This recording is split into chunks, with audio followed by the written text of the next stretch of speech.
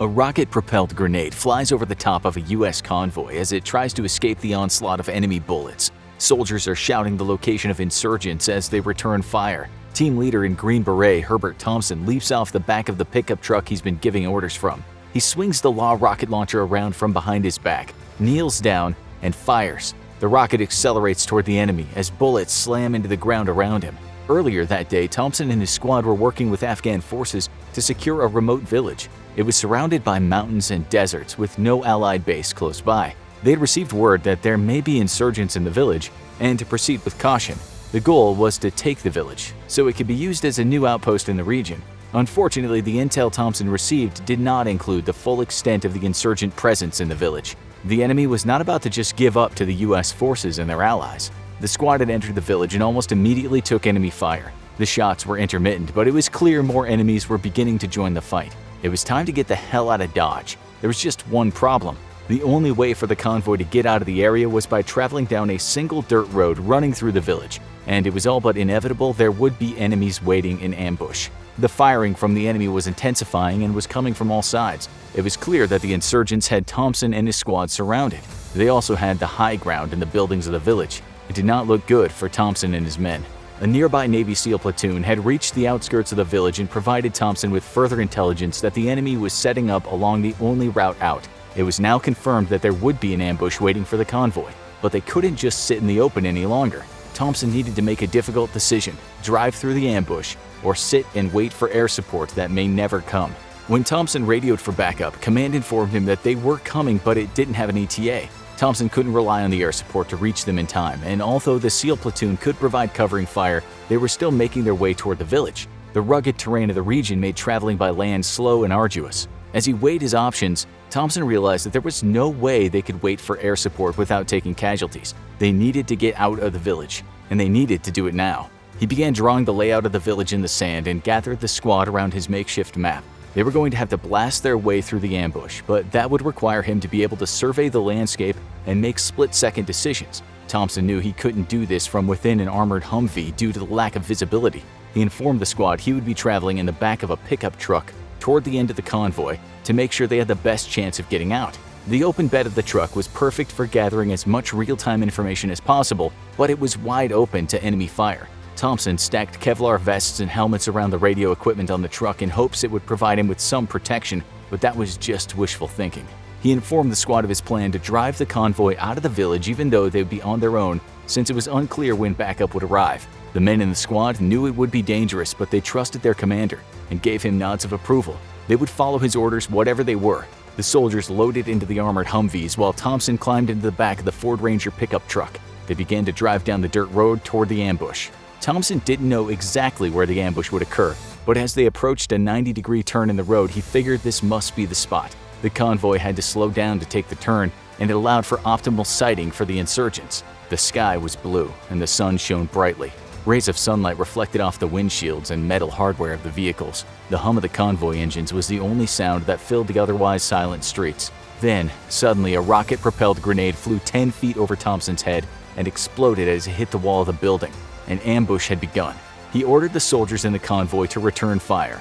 Thompson had assumed that at this point the Navy SEALs would pop up over the ridge and provide support for their escape. But due to the rugged topography of the region, they'd slowed down. The convoy began shooting back as enemy fire intensified.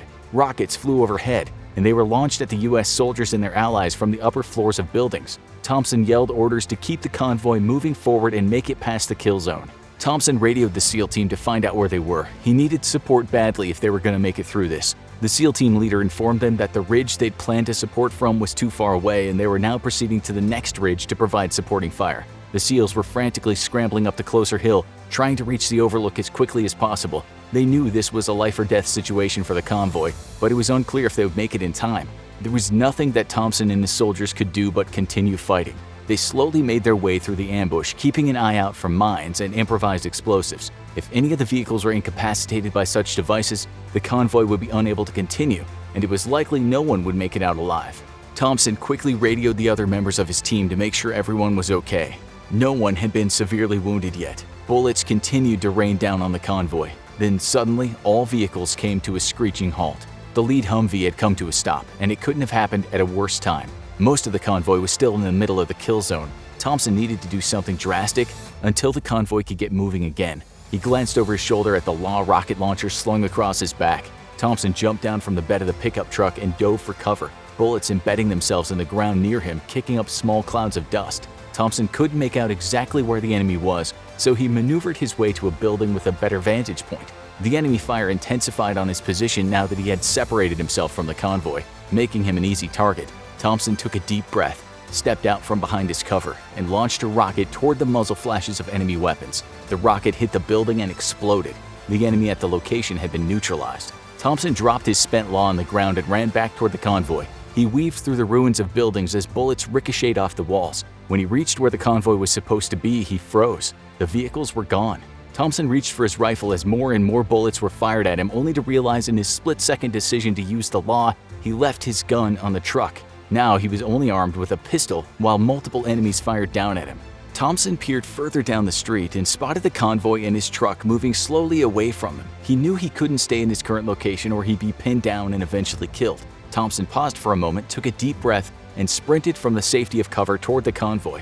He ran faster than he had ever run before, even though he was weighed down by pounds of body armor and gear.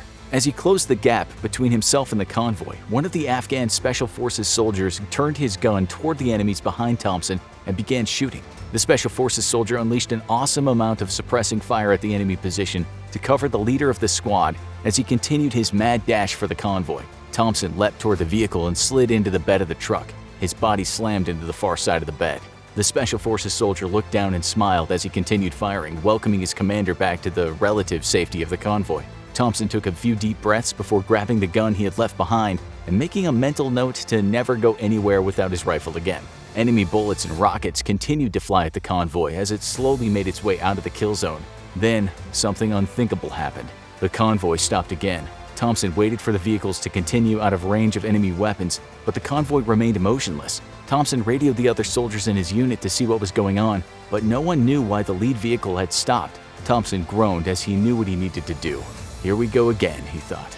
Thompson jumped out of the truck, this time with his rifle, and made his way toward the front of the convoy. He passed the other vehicles where soldiers were returning fire at the enemy until he reached the lead humvee. There didn't seem to be anything wrong with the humvee itself, and there were no obstacles. Thompson popped up and shouted through the window at the driver to get the hell out of the ambush. The driver shifted into gear and slammed on the accelerator. The vehicle lurched forward and continued moving.